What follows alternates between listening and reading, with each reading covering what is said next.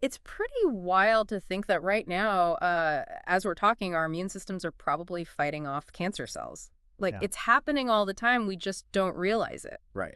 So today we're going to take a deep dive into this hidden world. We're going to explore how our bodies naturally fight cancer. Okay. And we're going to be using the video Se Pegó el Texto as our guide for this. Great. It really makes you think, if our bodies are so good at killing cancer cells, why do we even get cancer in the first place? Yeah, that's a really important question. Hmm. And, the video Se Pegó el Texto actually kind of changes the way we think about cancer cells. Oh, really? It wants us to stop thinking of them as like these foreign invaders, Right. like some alien attack or something. Yeah. And instead, it encourages us to see them more as corrupted programs within our own system. I like that analogy. Yeah. And this shift in perspective can actually change how we approach treating cancer. Oh, how so? Well, instead of just waging this all-out war on cancer cells, Yeah. it becomes more about like correcting errors in our own biological code. Wow. That's pretty mind-blowing. Yeah. So how do these programs get corrupted in the first place? Well, DNA mutations, they play a huge role in that. Okay. DNA mutations are happening constantly in our bodies. Right. Like every time a cell divides, Mm-hmm. there's this chance for errors to slip into the genetic code. Oh, so like typos. Exactly, like typos. And those typos lead to cancer. Well, not all of them. Oh, Most mutations are actually harmless or they get fixed really quickly. oh, okay, good. But over time, those errors can build up, Right. and that increases the risk of developing cancer. It's kind of like making copies from copies from copies, you know? Right. Eventually, the quality just gets worse and worse. Exactly, and the errors start to slip through. So are all mutations, like, created equal? That's a great question. Hmm. The video actually focuses on 3 specific types of genetic mutations Okay. that can significantly increase the risk of cancer. Yeah, Well, the first one involves damage to something called tumor suppressor genes. tumor suppressor genes. Yeah, or TSGs for short. Okay. And these genes are like the guardians of our genome. What do you mean? They're responsible for repairing DNA damage and controlling cell growth. Oh, so they're like the cleanup crew, Exactly. making sure everything's running smoothly. Right.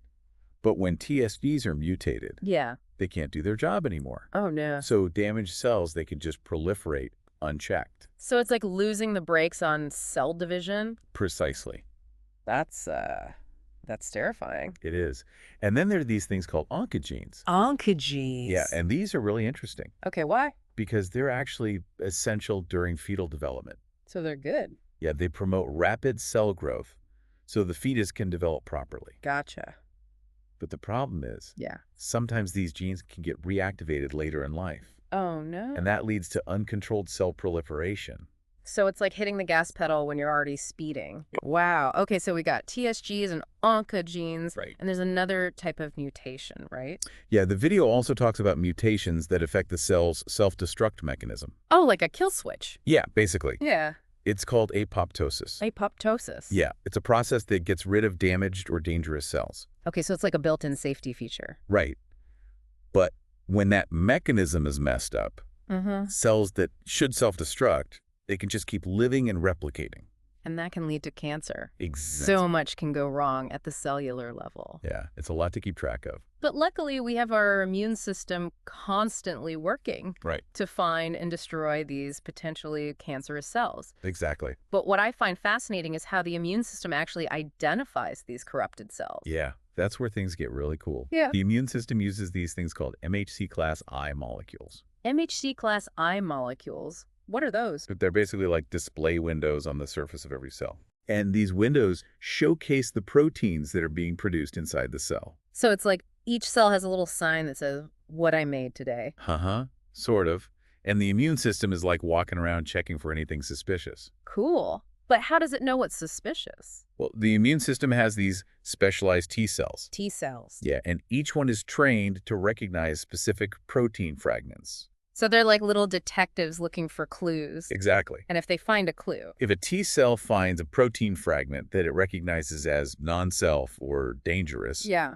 then it triggers an immune response to eliminate that cell. Oh, wow. So it's like the immune system has this database of forbidden proteins. Right, And if a cell is caught with one, it's toast. pretty much. Right. But the video also mentions that some cancer cells can actually evade this surveillance system. Wait, How do they do that? They can downregulate or even shut down their MHC classes production. So they're basically going dark to avoid detection. Exactly. They're playing hide and seek with the immune system. That's pretty sneaky. But I bet the immune system has a way to deal with that. It does. Enter the natural killer cell. The natural killer cell, what is that? It's a key player in the immune system's arsenal. Oh, okay.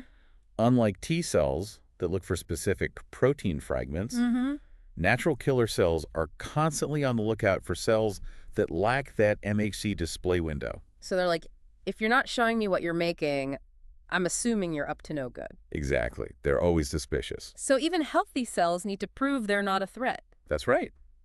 They have to express MHC molecules. So it's like a don't kill me signal. Right. Wow, this whole back and forth between the immune system and cancer cells is incredible. Yeah, it's a constant battle. But if our immune system is so sophisticated, why do we still get cancer? That's the million-dollar question.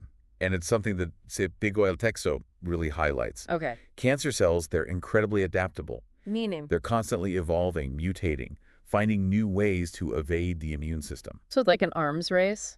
Exactly, a constant back and forth. So even with all these amazing defenses, cancer can still win sometimes. It can, which is why research into new therapies is so important. Right. And the video hints at some exciting developments in that area. It does. There are some really promising new therapies that are emerging. And that's what we'll talk about next. Exactly. We'll dive into those new therapies and what they could mean for the future of cancer treatment. Sounds good. I'm ready to learn more. Me too.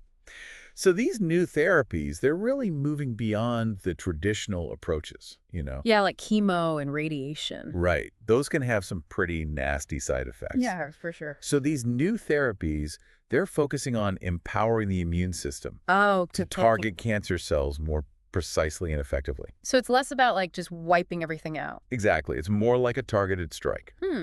I like that. Can you give us some examples of these new therapies? Sure.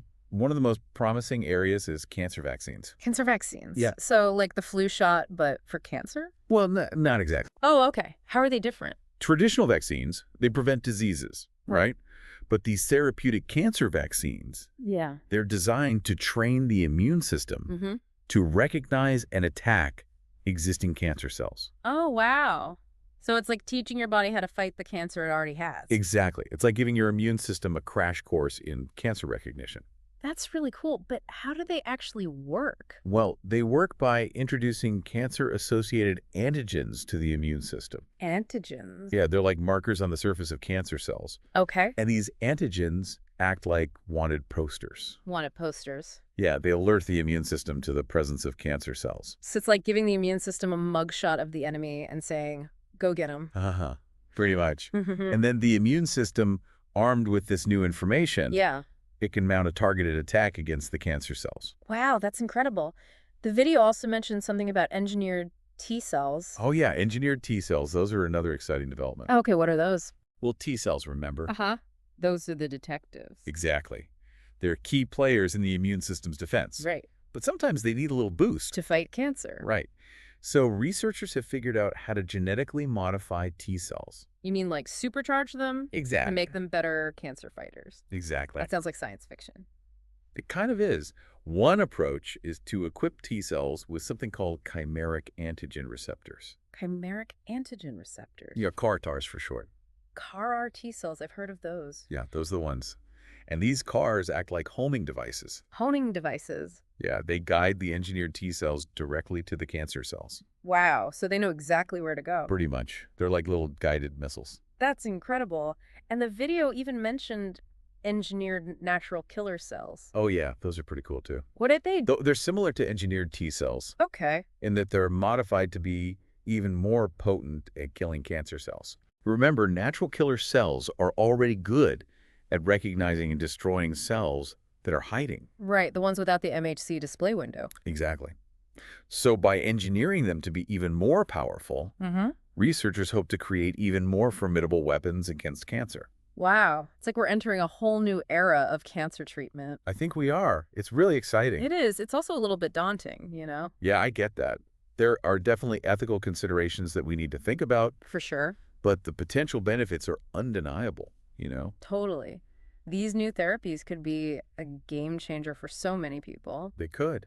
And they might even lead to fewer side effects compared to traditional treatments. That would be amazing. It would. This video really opened my eyes to the complexity of the immune system Me too. and the incredible work that researchers are doing to harness its power. Yeah, it's pretty mind-blowing. But before we move on, I wanted to circle back to something you mentioned earlier. Okay, what's that? The ethical considerations surrounding these new therapies. Oh, right. Yeah, that's an important point. What are some of the ethical concerns? Well, modifying the human genome, even for therapeutic purposes, it raises a lot of questions. Yeah, like what could go wrong? Exactly. Yeah. And there's also the potential for misuse, Oh, right. Someone could use this technology for bad things. Exactly. And then there's the issue of access, affordability. Right. Will everyone be able to afford these treatments? That's a huge concern. Yeah. We need to make sure that these life-saving therapies are available to everyone. Regardless of their income. Exactly. It seems like the science is moving faster than our ability to deal with the ethical implications. That's often the case with new technologies. True. It's important to have these conversations, though. Absolutely. Mhm. We need to involve scientists, ethicists, policymakers, and the public. So everyone has a voice. Right? It's a complex issue with no easy answers. This deep dive has really sparked a lot of important questions. It has. It's been a fascinating exploration. Definitely. And I think it's clear that the fight against cancer is more than just a scientific endeavor. Right. It's a human one. Exactly. It requires collaboration, open dialogue, and a commitment to finding solutions that benefit everyone. Absolutely. It's true. It's a lot to think about, but it's important that we're having these conversations, Yeah, I agree. Alongside all the scientific advancements, Right. it makes you realize that the fight against cancer isn't just happening in labs. No, it's not. It's happening at a societal level, too. Absolutely. And speaking of societal impact, Yeah. Se pegó el texto. It also talks about the importance of lifestyle choices Oh, right. when it comes to reducing cancer risk. It's a good reminder that we're not just passive bystanders, Right? We have agency. Exactly. We can make choices that affect our health. Exactly. And the video, it highlights things like diet and exercise Yeah. and exposure to carcinogens. All important factors. It's empowering to know that we have some control I agree. over our own destiny when it comes to cancer. Absolutely. It's not all predetermined. This deep dive has really shown me that the fight against cancer, Yeah. it's a multifaceted effort. It really is. It requires cutting-edge research Yeah. and ethical considerations Right. and individual responsibility. It takes a village, as they say. Haha. It really does. It's a complex problem. For sure. But what really struck me about this video? What's that? The sense of hope it conveys. Yeah. It doesn't shy away from the challenges, No, not at all. but it also highlights the progress we're making Right. In understanding cancer, treating it. and potentially even preventing it. Absolutely. And that's what's so exciting about this field. I think the key takeaway here is Yeah.